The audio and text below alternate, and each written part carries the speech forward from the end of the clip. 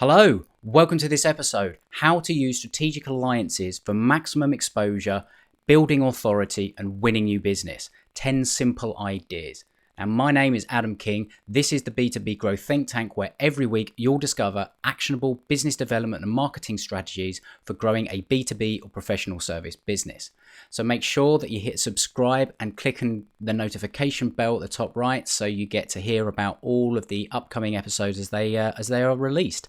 So today what I'm going to be showing you, and I'm going to give you 10 specific examples of strategic alliances that can, as I've said, boost your authority, increase your exposure, and win you new business. So let's take a look at what these are. So the first is endorsements. Now, this is something that has been going on since, people were doing business, but essentially this is a way to get in front of somebody else's audience, client list. Especially powerful, it's a client and buyer list, prospect list, and all that kind of thing, but in an endorsed way. So you're having the implied trust already there when you are being introduced to a group of people. So these could be a partner that have your ideal clients or customers in their audience, in their network as their clients and that kind of thing. And as you get the endorsement of somebody they already know, like, and trust, this increases your exposure, it builds your authority, and you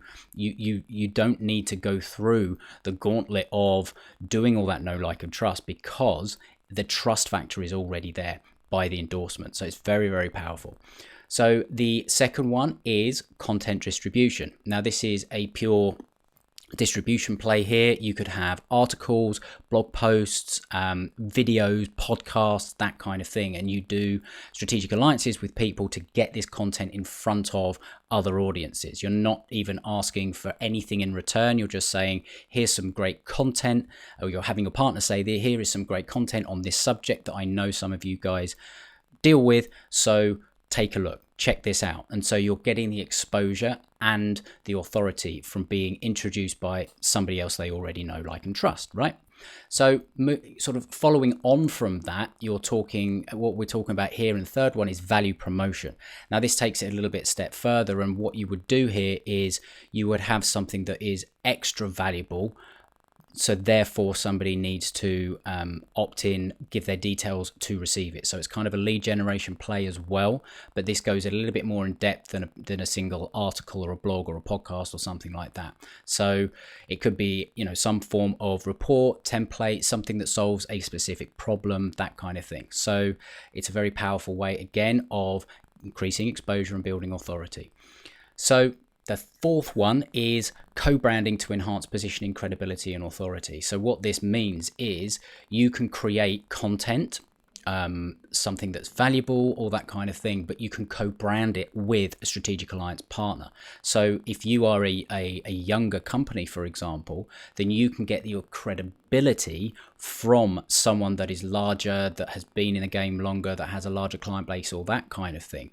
And you can essentially piggyback onto that credibility by creating something that partner can co-brand with you. Now, it doesn't matter if you're small, if you're going to a big player, if you've got something of real value that you're offering to co-brand with them, then this is great for them because they get to offer something valuable. They don't have to spend the time or the money or the resources to create it. So you're coming with something that's ready made that they can also benefit and further enhance their credibility and their authority. So it's another win-win situation.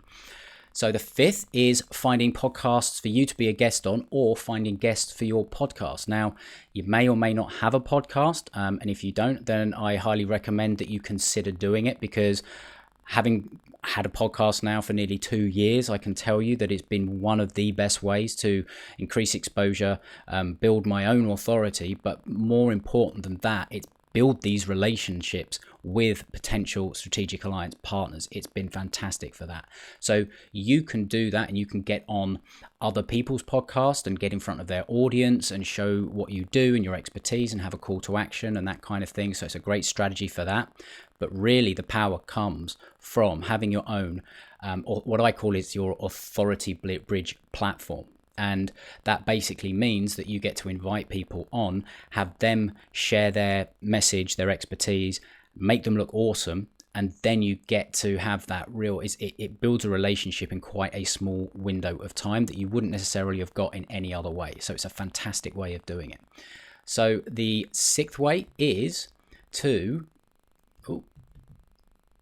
have a contest or giveaway for you to be a part of, or have partners join your giveaway. So you've all seen contests and giveaways. I mean, all you have to do is switch on a radio and hear sort of this sort of thing going on. You can sort of hear somebody, somebody linked with a movie, and they're giving away something to do with a movie or a TV or something like that, and that's something there. Or it could be a win a TV or something like that. So it's a really, it's a common way of doing it, and they are essentially doing a strategic alliance with a radio station to get that out there and sort of get exposure and all that kind of thing. Now you can do that the same. You can get a group of businesses together and find and group a bunch of valuable resources together and offer them to each person's audience. So you all get exposure to an audience that you all want to be exposed to.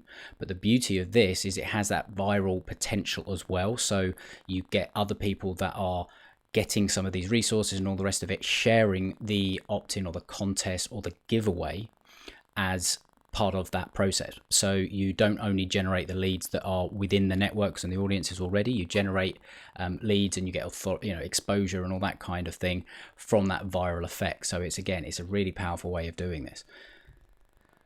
The seventh way is events for you to speak at, or if you run your own events, speakers to speak at your events. Again, it's a fantastic way, and depending on when you're watching this, whether we're doing it in person yet or not, not sure.